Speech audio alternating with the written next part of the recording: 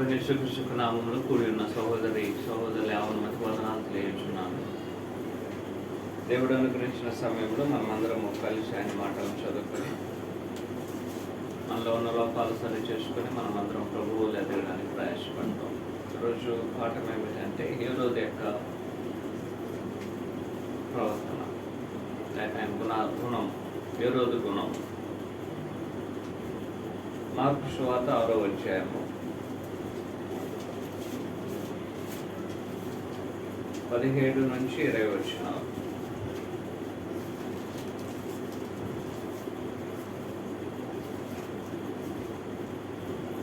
హేరోదు తన సహోదరుడు ఫిలిప్పి భార్య అయిన హేరోదియను పెళ్లి చేసుకున్నందున యోహాను, నీ సహోదరుని భార్యను చేర్చుకున్నట్టే నీకు న్యాయం కాదని హేరోదుతో చెప్పిన కనుక ఇతడు ఆమె నిమిత్తము యోహానును పట్టి చెప్పించి చెరసాలలో బంధించుండెను. హేరోదియ అతని మీద పగపట్టి అతను చంపకోరిన గాని ఆమె చేత కాకపోయాను. ఎందుకనగా యోహాను నీతిమంతుడు, పరిశుద్ధుడునకు మనుషుడని హేరోదు ఎరిగి అతనికి భయపడి అతన్ని కాపాడుచూ వచ్చెను. మరియు అతని మాటలు వినినప్పుడు ఏమి చేయను తోచకపోయినను సంతోషంతో వినుచుండెను.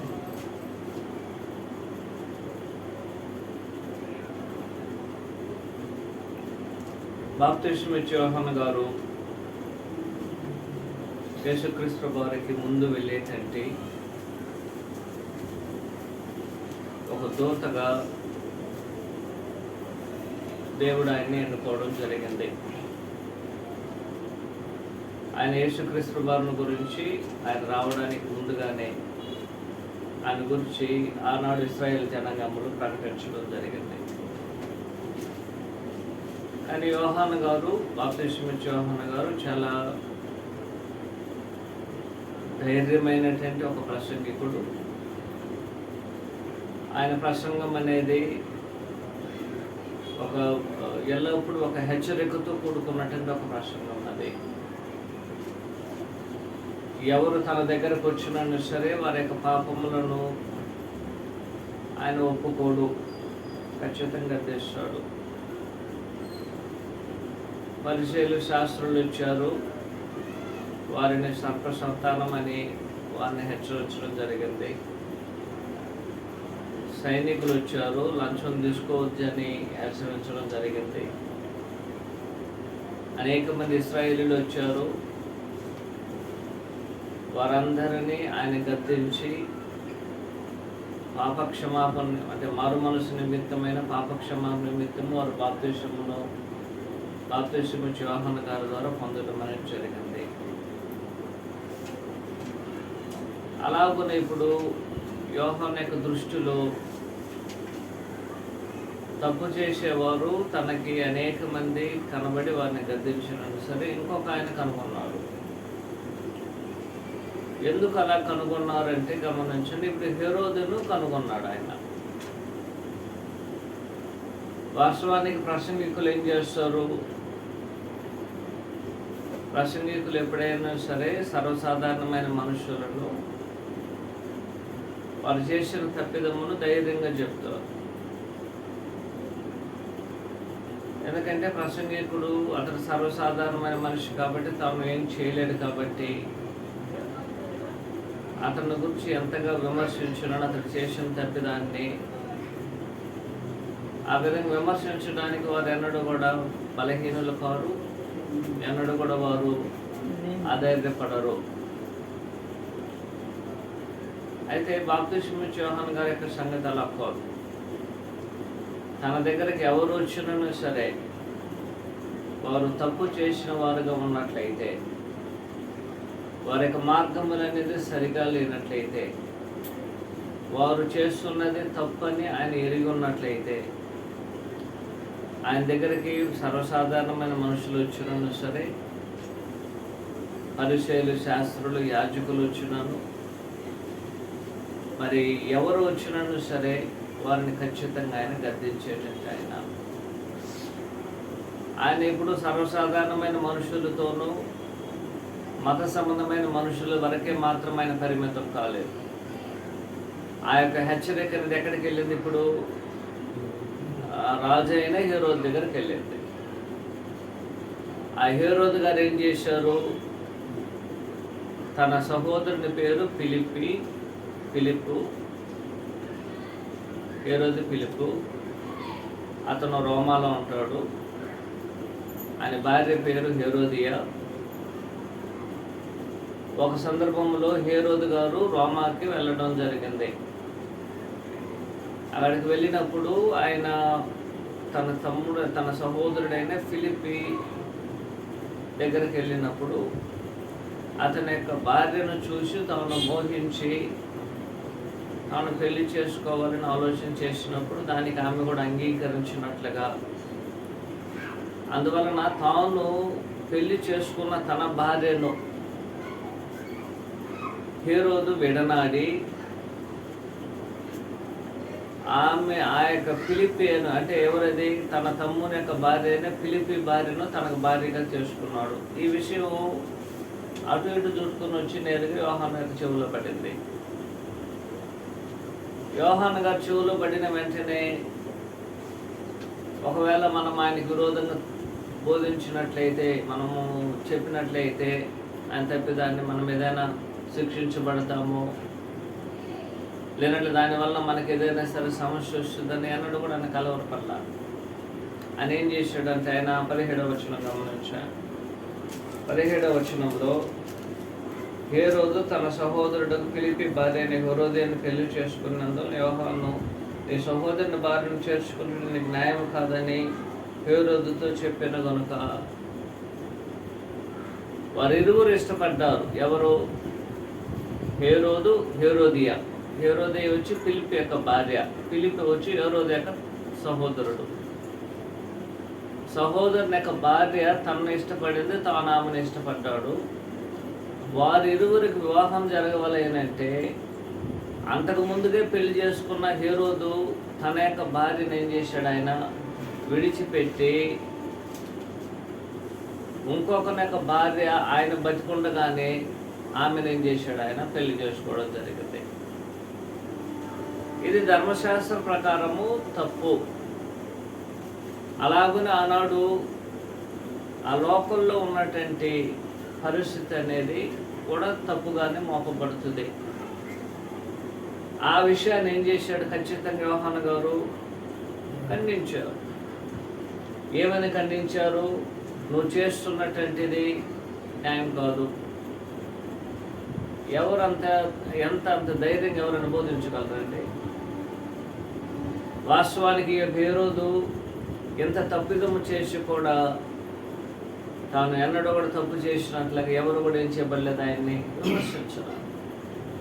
ఎవరు విమర్శించడానికి ముందుకెళ్ళలేదు. ఎవరు ఆయనని గురించి చర్చించడానికి ఎవరు కూడా ఏం చేయలేదు, ముందుకెళ్ళలేదు. కానీ బాప్తిస్మం యోహాను గారు ధైర్యముగా నువ్వు చేస్తున్నది అన్యాయము అని నేరుగా హేరోదుని హెచ్చరించినందువలన ఈ మాటలు అనేది హేరోదుకి వెళ్ళి తగిలింది.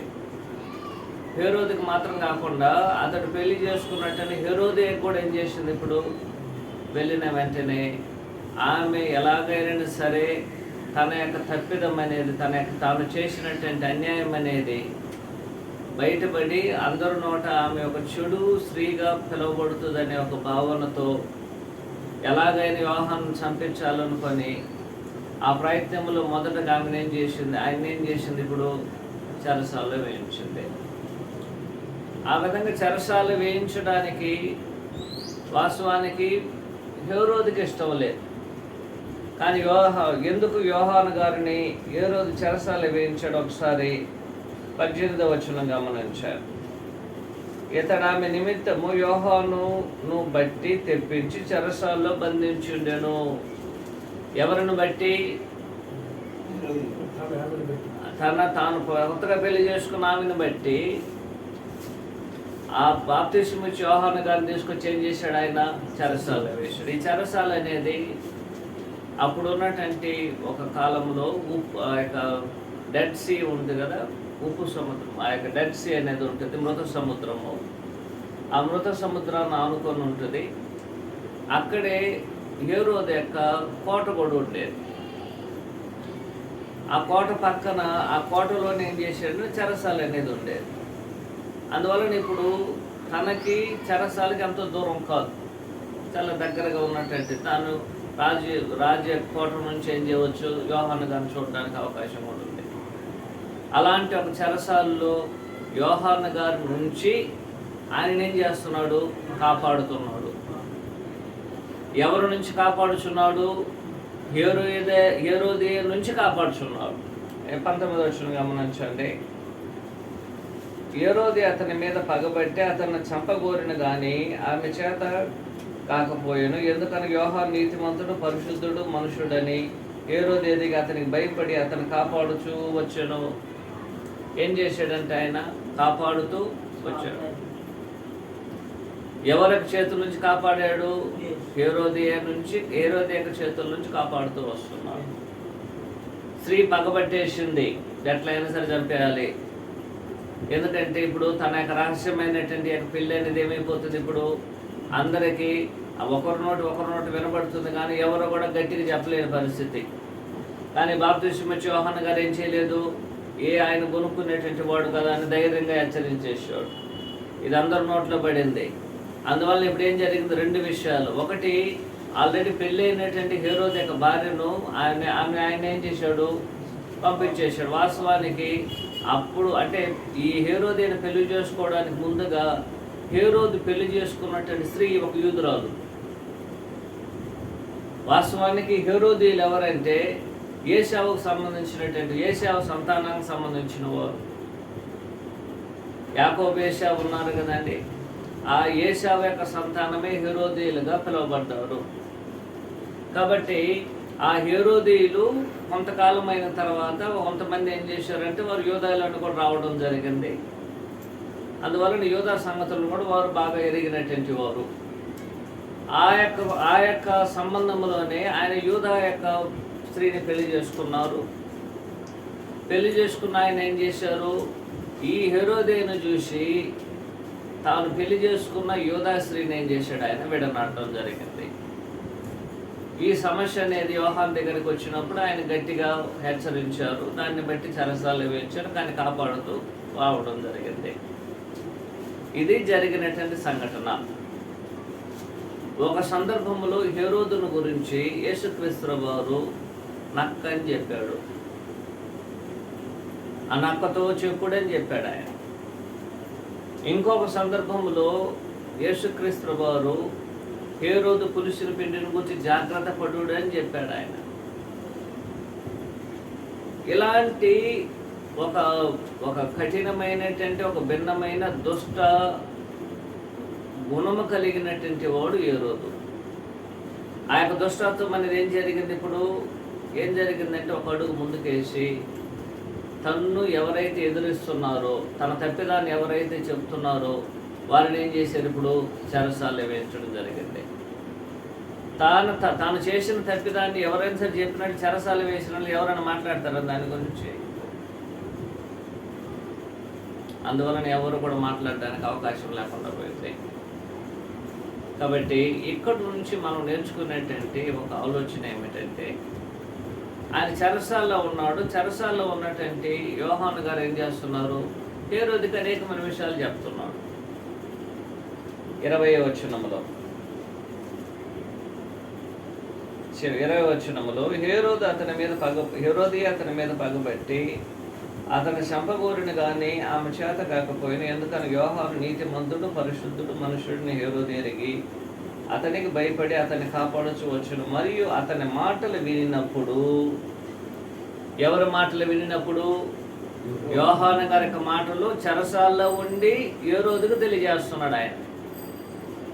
ఆయన మాటలను వినుచున్నప్పుడు ఏమీ చేయను తోచకపోయినను సంతోషంగా ఏం చేశాడు, ఆయన చెరసాల్లో ఉన్నటువంటి యోహాను గారి యొక్క మాటలు ఏం చేస్తున్నాడు, ఆయన వినుచున్నాడు. ఇది జరిగినటువంటి సంఘటన. ఇప్పుడు హేరోదులో కొన్ని మంచి గుణాలు ఉన్నాయి, కొన్ని చెడు గుణాలు ఉన్నాయి. హేరోదు యొక్క స్వభావాన్ని మనం తీసుకున్నట్లయితే ఆయనలో కొన్ని మంచి గుణాలు ఉన్నాయి. మరి ఏం గుణాలు ఉన్నాయి? చెడు గుణాలు ఉన్నాయి. ఇప్పుడు మనం ఆలోచన చేసేటువంటి పాఠం ఏమిటంటే హేరోదు యొక్క గుణము.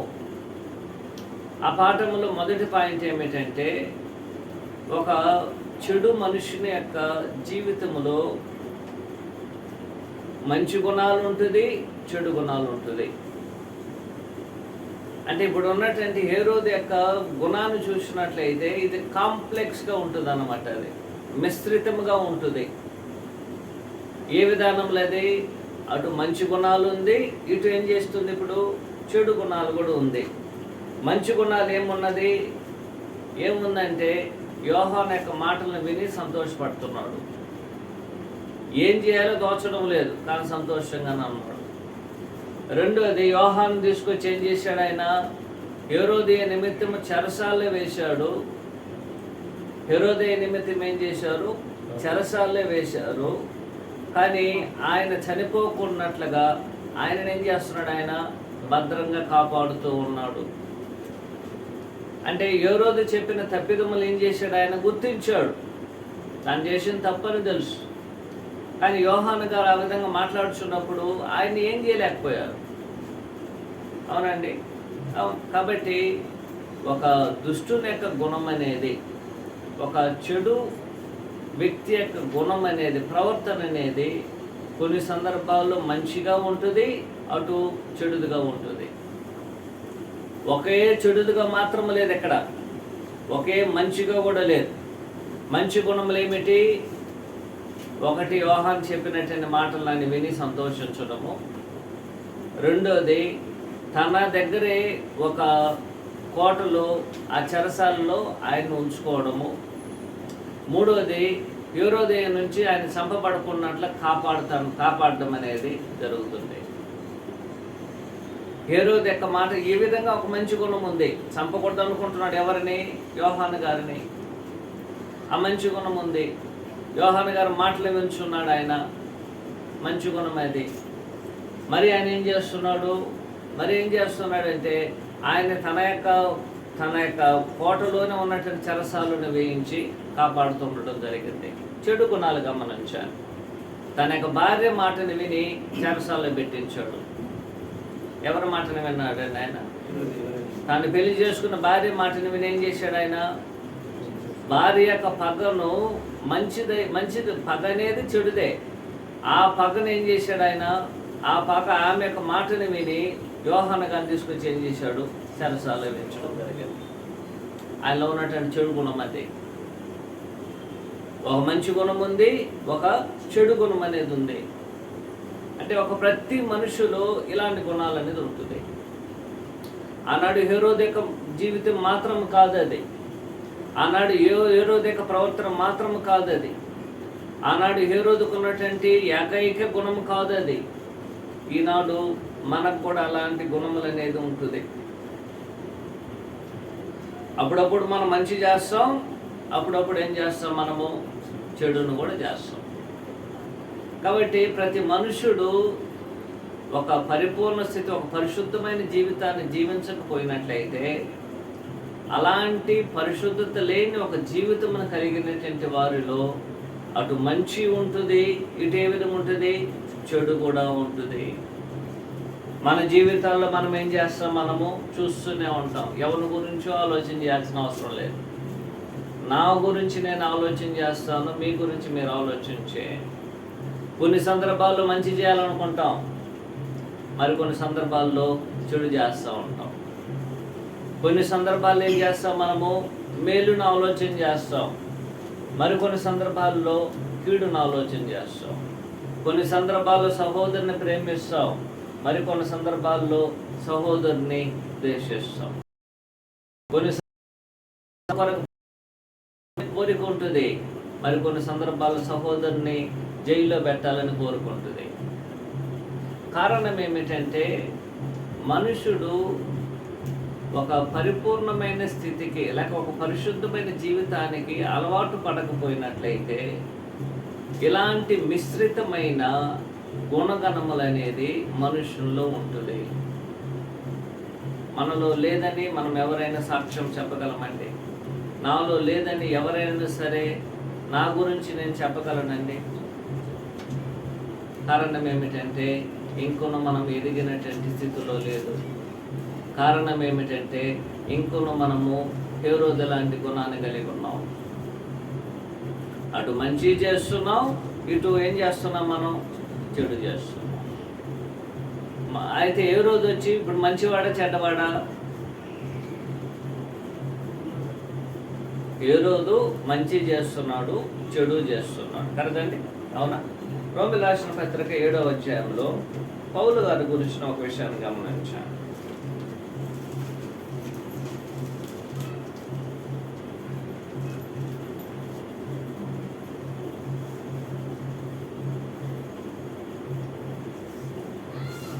ఇరవై 21వ వచనం. కాబట్టి మేలు చేయగోరు నాకు కీడు చేయట కలుగుతున్నదన్న ఒక నియమము నాకు కనపడుచున్నది. 22లో అంతరంగ పురుషుని బట్టి దేవుని చట్టమునకు నేను ఆనందించున్నాను కానీ వేరొక నియమము నా అవయములో ఉన్నట్లు కనపడుచున్నది. నా మనస్సు నుంచున్న చట్టముతో పోరాడుచు నా అవయములో పాపమునకు నన్ను చెరపట్టి లోపరుచుకుంటున్నది. ఇక్కడ పౌలు గారికి 2 సమస్యలు ఉన్నాయి. మనుషులు ఏం చేస్తున్నాడు? ఆయన దేవుణ్ణి సంతోషపరుస్తున్నాడు. కానీ శరీరం ఏం చేస్తుందంటే పాపం చేయమని ప్రేరేపిస్తుంది. 2 నియమములకు ఒకేసారి శరీరం అనేది ఏం చేయబడుతుంది? లోబడుతుంది. ఈరోజు ఆరాధనలో కలుసుకోవాలని నా మనసు కోరికన్నది ఉంది. ఆరాధన ముగించుకొని సాయంకాలం అయినప్పుడు ఉదయం తాగినటువంటి చిన్న కప్పును వదిలిపెట్టి పెద్ద కప్పుల్లో ఇంకొక ద్రాక్షారసం తాగాలని కోరుకుంటుంది.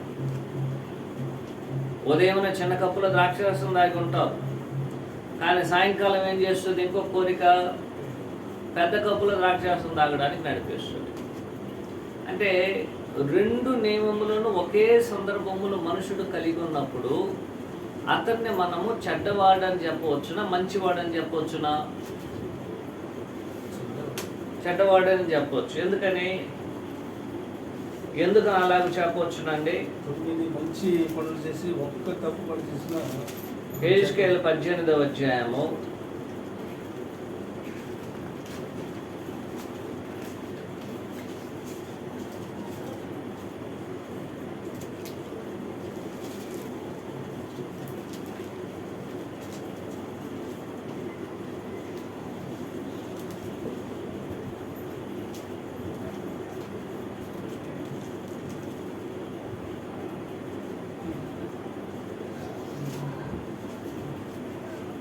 20వ వచనం. పాపము చేయవాడే మరణమునందు తండ్రి యొక్క దోషశిక్ష కుమారుడు మోయలేదని కుమారుని దోషశిక్ష తండ్రి మోయడు. నీతిమంతుడు నీతి అతినీతినికే చెందును, దుష్టుని దుష్టత్వము దుష్టుని. అయితే దుష్టుడు తను చేసిన పాపములన్నిటిని విడిచి నా కట్టలను అనుసరించి నీతిని అనుసరించి న్యాయం జరిగించిన అతడు మరణమునందుడు ఆవశ్యకంగా అతడు బ్రతుకును. అతడు చేసిన అపరాధంలో ఒకడు కూడా జ్ఞాపకం రాదు. అతని నీతిని బట్టి అతను బ్రతుకుని. ఇప్పుడు గమనించారు, దుష్టులు మరణమందు నాకు ఎంత మాత్రమో సంతోషం కలుగునా, వారు ప్రవర్తన దిద్దుకొని బ్రతుకుటే నేను సంతోషం అని ప్రభువు చెప్తున్నాడు. అయితే నీతిమంతుడు, గమనించాను, అయితే నీతిమంతుడు తన నీతిని విడిచి పాపం చేసి దుష్టులు చే ఏ క్రియల ప్రకారము జరిగించినడలా అతడు బ్రతుకును. అతడు చేసిన నీతి క్రియలు నీతి కార్యములు ఏమాత్రం జ్ఞాపకంలో రావు. అతడు విశ్వాసఘాతకుడే చేసిన పాపమును బట్టి మరణమును పొందును. ఒక వ్యక్తి ఉన్నాడు ఇక్కడ, ఇతడు 2 రకాలైనటువంటి పరిస్థితులు ఎదుర్కొంటున్నాడు. ఏం చేస్తున్నాడు? ఒక వ్యక్తి అతడు దుష్టుడుగా ఉన్నాడు. దుష్టుడుగా ఉన్నటువంటి ఆయన పాపాలు చేస్తున్నాడు.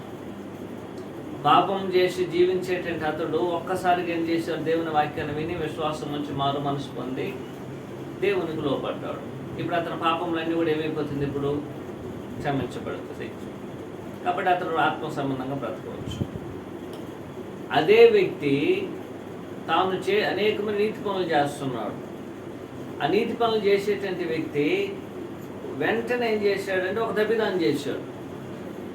ఆ తప్పిదం చేసిన వెంటనే ఆ తప్పిదం అనేది ఏం చేస్తుందంటే అతడు చేసిన మంచి పనులన్నిటిని కప్పి అతని మీద దోషం అనేది మోపబడుతుంది. అయ్యా ఆయన చేసిన మంచి పనులు ఏమైపోతుంది? మంచి పనులన్నీ మర్చిపోతుంది. ఇప్పుడు హేరోదు కొన్ని మంచి పనులు చేశారు, మరి కొన్ని చెడు పనులు కూడా అనేక మంది చెడు పనులు చేస్తున్నాడు. ఇప్పుడు ఈ హేరోదు మంచివాడ చెడువాడ? చెడువాడ మంచివాడండి? చెడువాడే. రెండు. మనం కూడా కొన్ని సందర్భాల్లో మంచి చేస్తున్నాం, చెడుని చేస్తున్నాం. మనం మంచి వాళ్ళమా చెడ్డ వాళ్ళమా? హేరోదు మాత్రం చెడ్డవాడు, మనం మాత్రం మంచి వాళ్ళం. కరెక్టేనా? మనం మార్చుకునేంత వరకు, మన జీవితాల్లో మనం మార్చుకునేంత వరకు చెడుకు దూరమై యేసుక్రీస్తు వారి వల్ల నీతిని జరిగించి ఈ లోకం నుంచి ప్రత్యేకించుకుని పాపం లేని వారికి జీవించేంత వరకు మనలో ఉన్న చెడుతనం అనేది మనకి నీతిని ఏం చేస్తుంది? నాశనం చేస్తుంది. రెండో పాయింట్, అంత దుష్ట గుణము కలిగిన హేరోదైనను సరే ఒక నీతిమంతుడు. మరి యోహాను గురించి ఏం చెప్పబడింది గమనించండి. 18వ వచనంలో హేరోదు అతని మీద పగబట్టి చెప్పిన కానీ ఆమె నాశనం. ఎందుకనగా యోహాను నీతిమంతుడు, పరిశుద్ధుడు. యోహాను గారు ఏ విధంగా ఉన్నారు? ఒకటి, ఆయన నీతిమంతుడుగా ఉన్నాడు.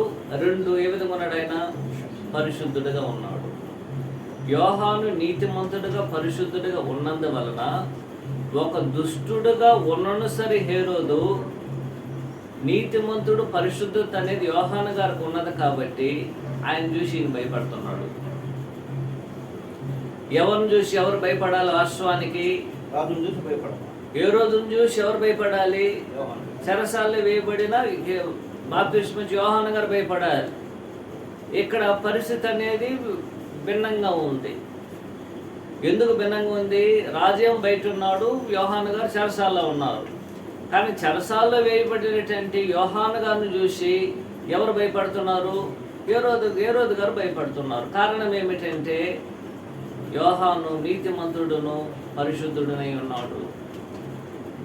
ఒక నీతిమంతుడు, ఒక పరిశుద్ధత కలిగినటువంటి ఒక వ్యక్తిని చెరసాల్లో వేయించినను సరే అతను చూసి దుష్టులైన వారు ఏం చేస్తున్నారు? భయపడుతారు. అవునా సహోదరులారా? లోకంలో అనేక మంది దుష్టులు ఉండొచ్చును, అనేక మంది పాపం చేసేవారు ఉండొచ్చును.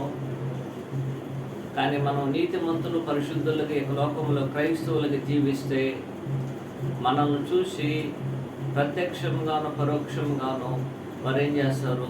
భయపడతారు. వారికి భయం అనేది కలుగుతుంది. ఎందుకంటే యోహాను గారు ఏం చేయలేడు హేరోదు గారు. వాస్తవానికి ఏం చేయగలరండి? ఏలియాలాగా ప్రార్థన చేసి అగ్ని తీసుకొచ్చి దహించమని చెప్పలేరు ఆయన.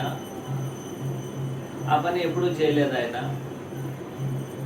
ఏలియా గారు ఏ విధంగా అయితే అగ్నిని ఆకాశం తీసుకొచ్చి మనుషులు చంపేయమని చెప్పాడు, ఆ విధంగా చేసిన వాళ్ళు చనిపోయి అలాగే చేయలేదు ఆయన.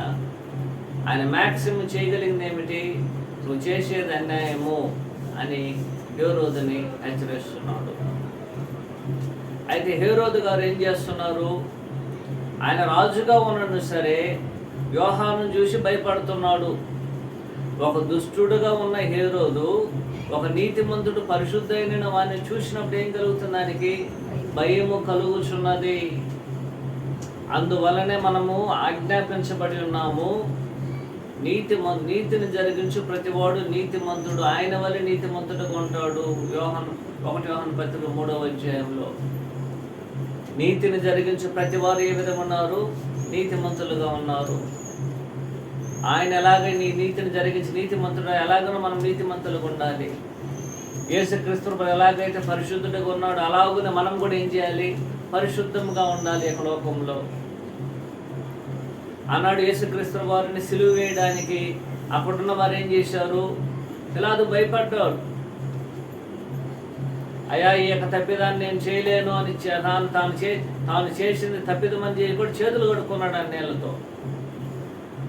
కారణం ఏమిటంటే ఒక నీతిమంతుడిని, పరిశుద్ధుడిని ఎంత అధికారం ఉన్నాను, ఎంత దుష్టుడుగా ఉన్నాను, ఎంత బలం ఉన్నాను సరే అతని విషయంలో ప్రతి ఒక్కరికి ఏం కలుగుతుంది?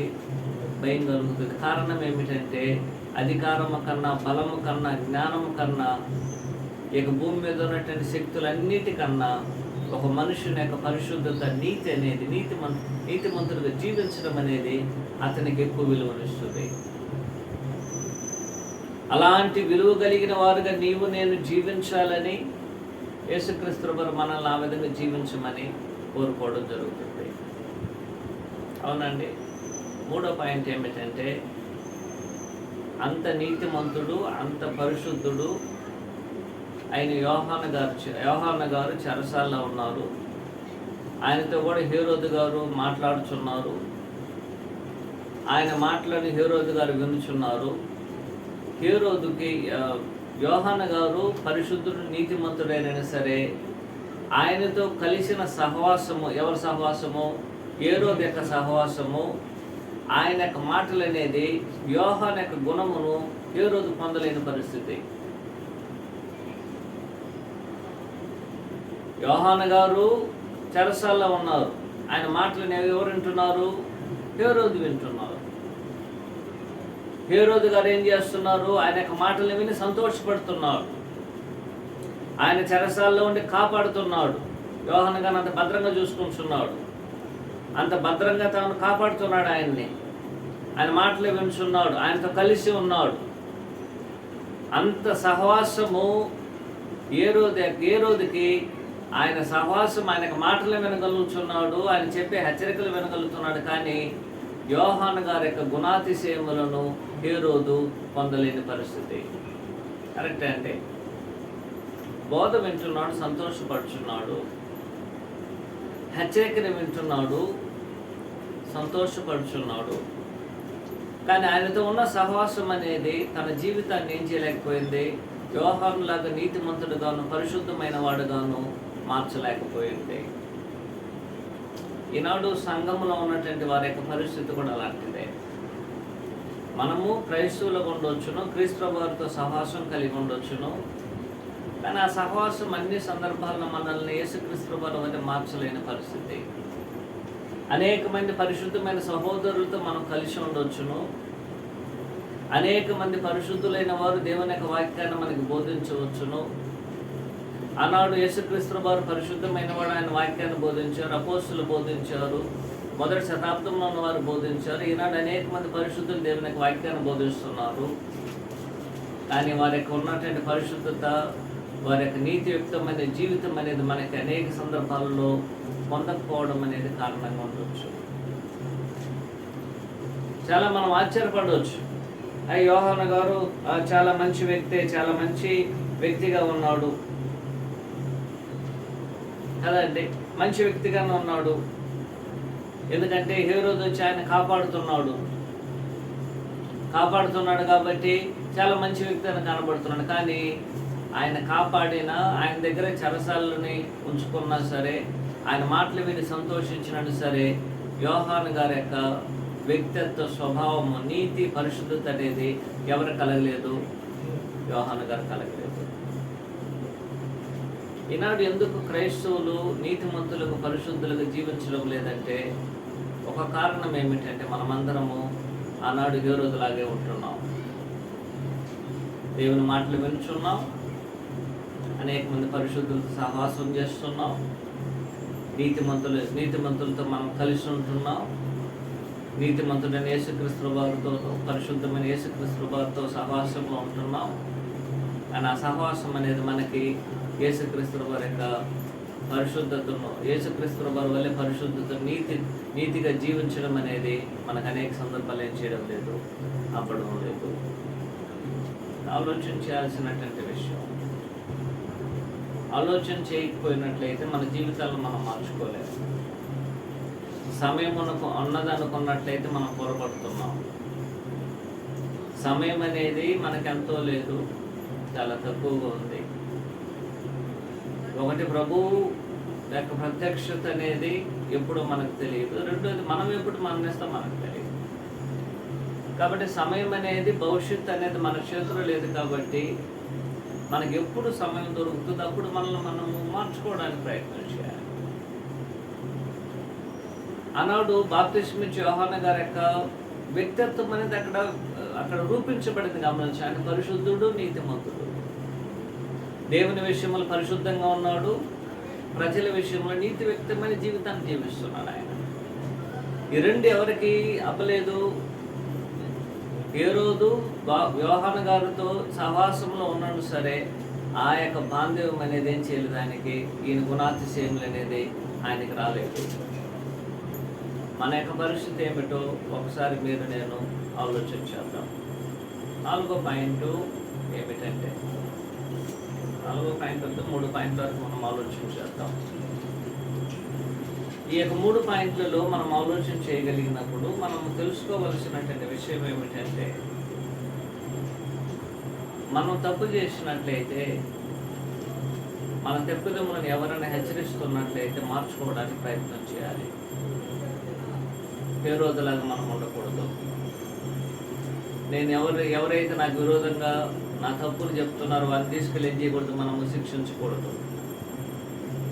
రెండో విషయం ఏమిటంటే, మనం దేవుని యొక్క మాటలను వింటున్నప్పుడు, పరిశుద్ధులు మనకు బోధిస్తున్నప్పుడు, పరిశుద్ధమైనటువంటి జీవితము, నీతియుక్తమైన జీవితాన్ని కలిగి ఉండడానికి మనం కూడా ప్రయత్నం చేయాలి. అందుకే బోధించకూడదు. మూడో విషయం ఏమిటంటే, చెడు విషయంలో ఇతరుల యొక్క మాటలను మనం వినకూడదు. చెడు చేయడానికి, ఇతరులకు చెడు చేయడానికి మనం ఎవరి యొక్క మాటలు వినకూడదు? ఇతరుల మాటలు వినకూడదు. ఆ విధంగా యోహాను గారు విన్నారు. అది ఈవెన్ నా భార్య చెప్పినా సరే నేను చేయకూడదు, వినకూడదు. లీస్ట్ అది. ఇతరులకు సహోదరులకు ఎవరికైనా సరే కీడు చేయడానికి మనం ఇతరుల వల్ల ప్రేరేపించబడినట్లయితే, తప్పు చేయడానికి, మంచి చేయడానికి కాదు, తప్పు చేయడానికి ప్రేరేపించబడినట్లయితే మనం ఆ విషయంలో ఏం చేయాలి? జాగ్రత్తగా ఉండాలి. అని కొన్ని సందర్భాల్లో ఏమవుతామంటే, మన యొక్క సొంత రక్తము లేక బంధుత్వం అనేది అనేక సందర్భాల్లో మనం చెడును నడిపించడానికి మనకు ముందుకు వస్తుంది. కాబట్టి అలాంటి యొక్క విషయాలలో మనం జాగ్రత్త కలిగి ఈ యొక్క లోకంలో జీవించుతాం. గొప్పమైనటువంటి మీ అందరికీ ప్రభువైన యేసు క్రీస్తు నామములో వందనాలు తెలియజేసుకుంటూ ఈ కార్యక్రమాన్ని ముగిస్తున్నాను. అందరికీ వందనాలు.